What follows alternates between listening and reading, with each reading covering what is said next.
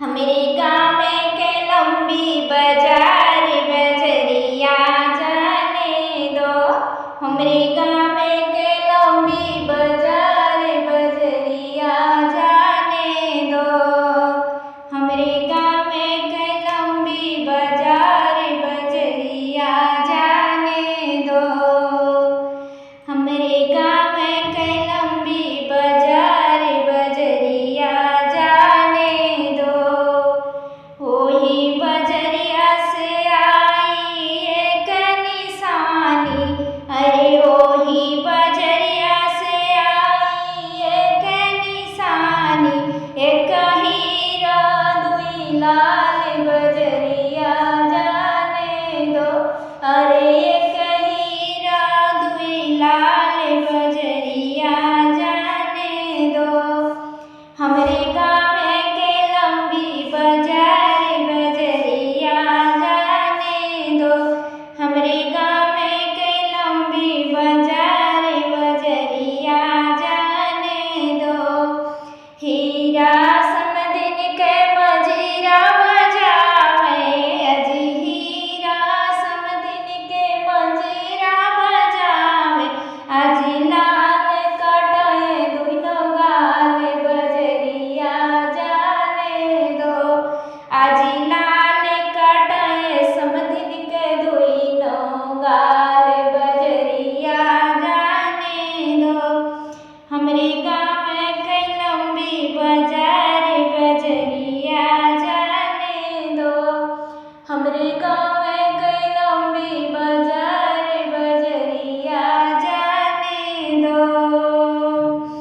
हमरे गाँव बजरिया से आई एक निशानी। हमरे गाँव बजरिया से आई एक निशानी। एक बुढ़वा दुई लाल बजरिया जाने दो। अरे एक बुढ़वा दुई लाल बजरिया जाने दो। अजी गाँव के लंबी बाजार बजरिया जाने दो। अजी गाँव के लंबी बाजार बजरिया जाने दो।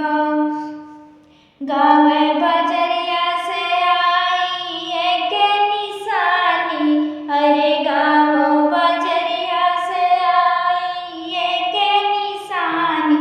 अरे एक बुढ़वा दुई लाल बजरिया जाने दो।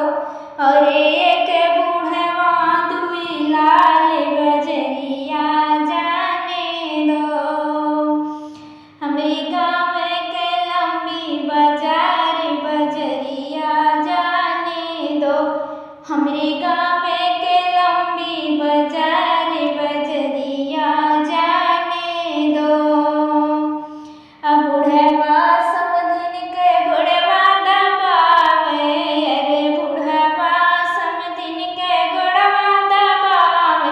अरे जवान करे मेहमानी बजरिया जाने दो। अरे गाँव के लंबी बाजार बजरिया जाने दो। अजी गाँव के लंबी बाजार बजरिया जाने दो।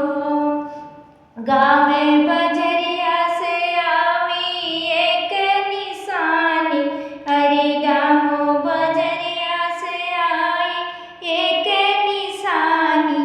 एक बंदर दुई मोर बजरिया जाने दो। और एक बंदर दुई मोर बजरिया जाने दो। हमरे गाँव के लंबी बाजार बजरिया जाने दो। हमरे गाँव के लंबी बाजार बजरिया जाने दो। बंदर समदिनी के नाच देखावे, अरे बंदर समदिन के नाच